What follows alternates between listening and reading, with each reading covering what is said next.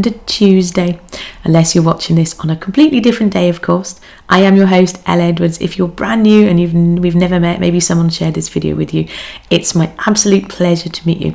I am the founder of Youier and the Blue House, and you are watching episode 2 of Ready to Write. We are slightly earlier than the 9 o'clock I said yesterday. There's reasons for that. I'll get into that in a moment. But I think we're going to stick with 8:30. That was the plan all along, if you remember, but yesterday we had some technical issues. The sun is kind of threatening to creep through the window. I can see it. So the light, we shall see how we go. It's all good. Anyway, before we get started for real, just a reminder as well. So I know that this time of day is a bit strange for some people. It's early in the morning here in the UK. My friends in the US, you are probably fast asleep or just getting ready for bed. So if that's you, you're going to get to catch this later in the day. Well, good morning. Let me hopefully be a part of your morning routine. With that said, I'm going to get cracking with today. So today's episode is entitled, What If Nothing Could Stop You?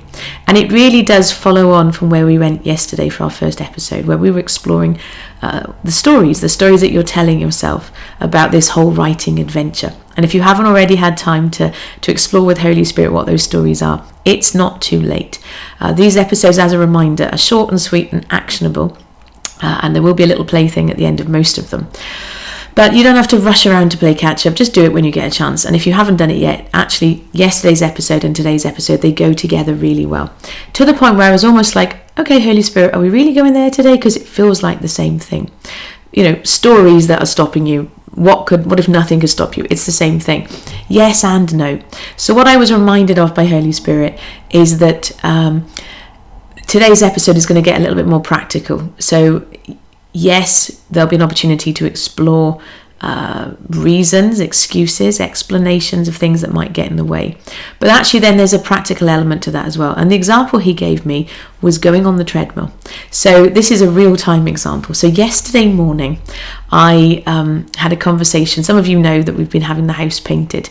My friend Alan. The Blue House here in Llanelli actually now is blue, and as a result my online community got an upgrade about a year or so ago, and so Alan, who painted the outside of our house over the summer, has been coming back and forth and doing the inside of the house. And so yesterday he and I had a conversation about health. He talks even more than I do. He will not mind me telling you that. And some of you are like, yeah, really? Like, no, really. It's genuinely true. And he acknowledges that. So you imagine the two of us together, we have some wonderful and wild conversations in between some painting while we're drinking some tea. So yesterday we had a conversation about health, and he's a little bit older than I am, and a health professional had told him if you went on your treadmill just 15 minutes a day, you'd be amazed at the difference it would make to your heart health. Well, that's interesting.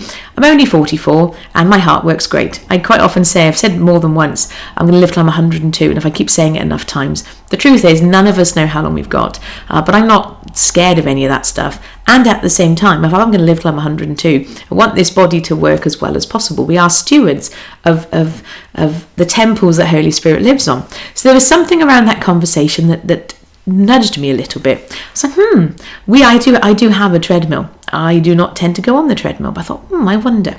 And so there was something niggling me at this idea. Well, I get up on an ideal day. I'll get up if I've gone to bed on time.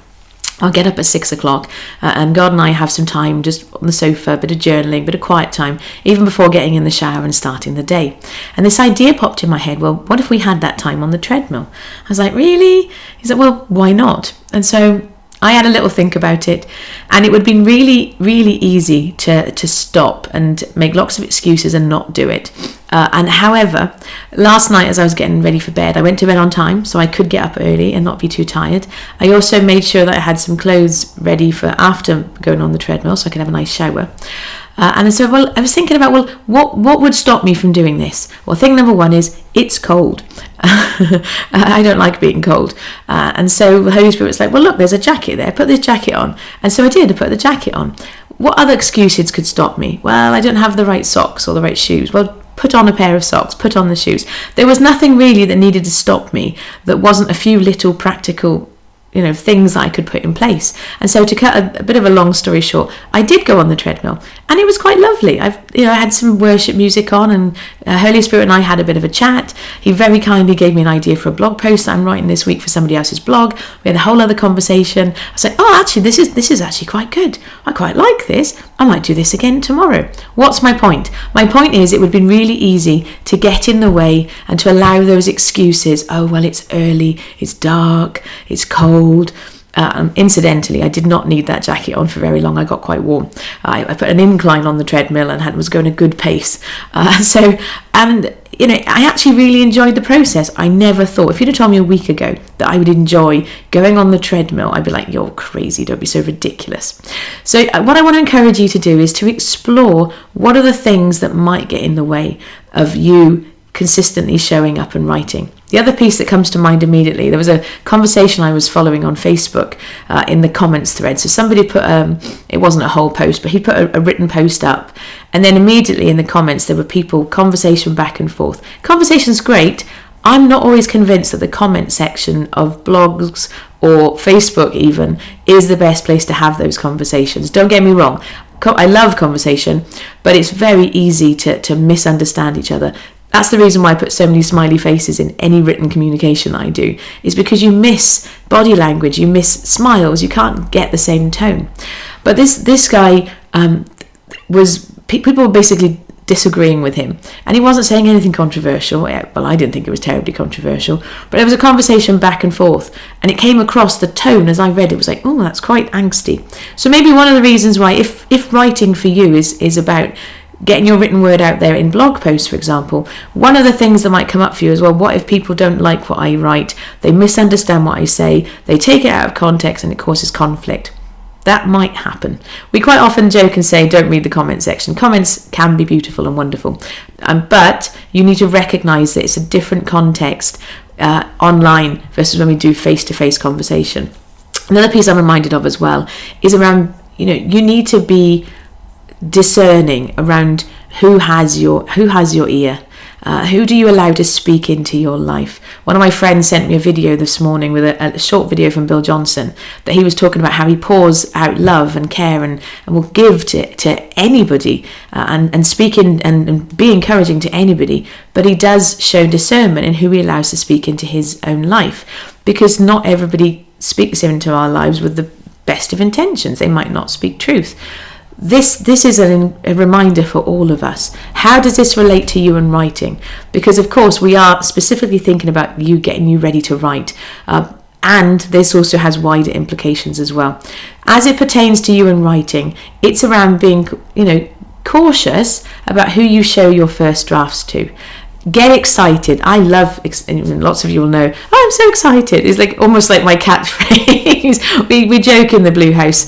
I do get excited very easily, and that's wonderful. And I love sharing the things that are going on and telling stories and all of that good stuff. And at the same time, you need to recognise that not everybody is ready to receive that. So particularly, we are thinking about those early stages of writing, and I reminded you yesterday, writing is not the same as editing. So the stuff that you're pulling together initially, we think of that as your first draft. I don't write something and then immediately go boom and put it out there.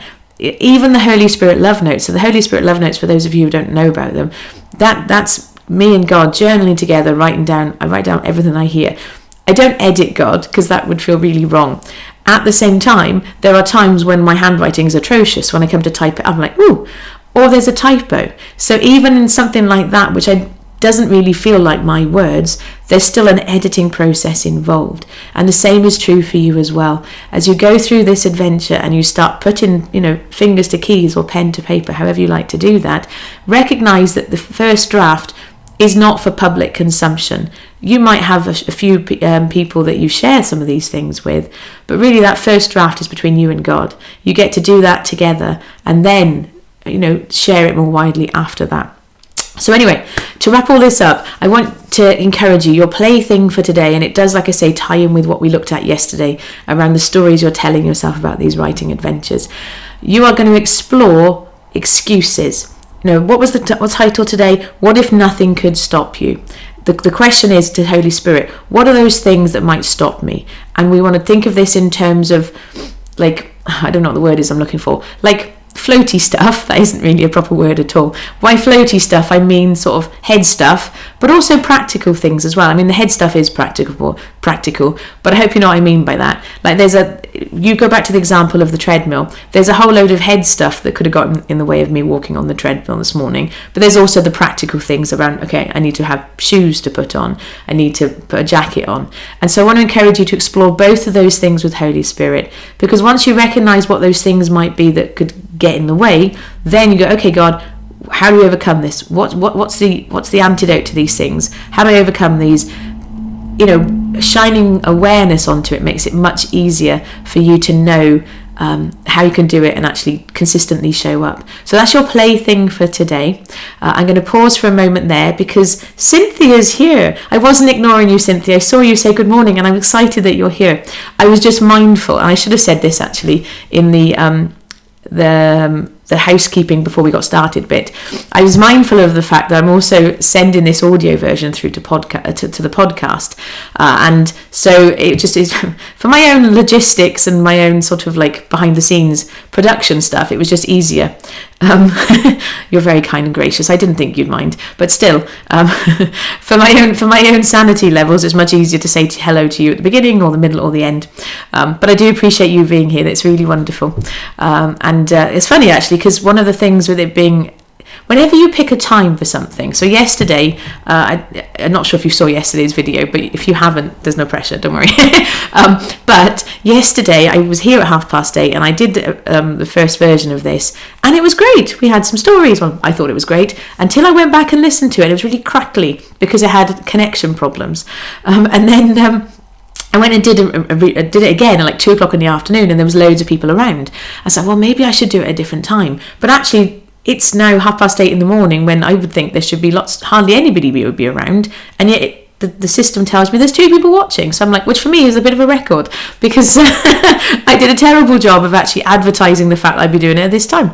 I guess the takeaway for anybody who wants to take away from that is, do you know what? Just do as you are nudged to do and trust that the rest of it will be as it's meant to be, because there's never any perfect time for any of this stuff. The perfect time is right now.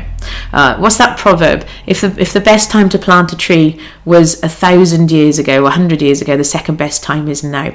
So you're in Cape Town. Oh, amazing. Okay, so do you know my friend Acelia? Because she's currently in J-Bay. I don't know where that is in relation to Cape Town, except I know it's in the same country.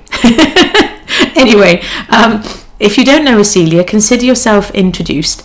I shall tag her in the comments afterwards, because she's one of my friends, and any friend of mine is a friend of yours, and vice versa. So there you go. Anyway, I'm rambling a little bit now. Folks who are catching up later on the replay, thank you for doing so. Oh, you do know her, but you haven't spoken. Okay, you need to talk to each other. She's going on an adventure at the end of the month. She's going into Africa with 2 other missionary friends. It's very exciting.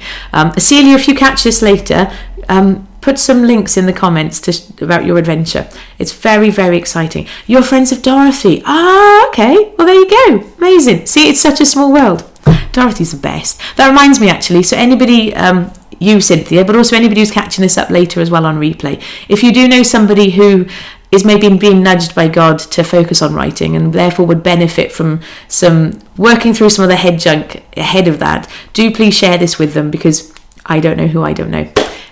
With all of that said as well, for those folks who need extra support or encouragement, there are links in the show notes for where you can get the Blue House, the Rainbow Room, finishing school, all of that good stuff. We'll be back tomorrow. So we're going to say this right now. I'll be back same time tomorrow. So 8:30 UK time, 9:30 South Africa time.